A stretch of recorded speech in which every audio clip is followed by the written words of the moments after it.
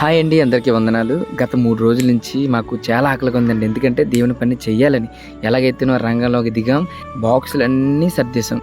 2000 petrol అయితే కొట్టించాం. ఎందుకంటే చాలా దూరం అది. యల్లమంచిల లోపల 16 కిలోమీటర్లు వెళ్తే దోసూరు అనే గ్రామం వస్తుంది, అక్కడ మీటింగ్.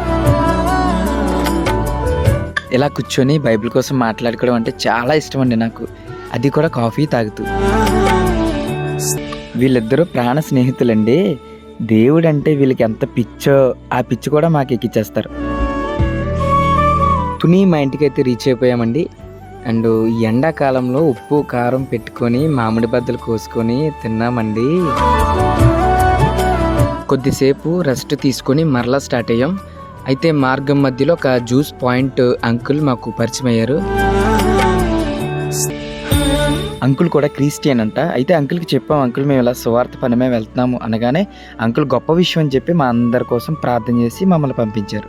అక్కడికి మేము యల్లమంచిలో అయితే రీచ్ అయ్యాం. అందరు ఇక్కడే కలుసుకున్నాం.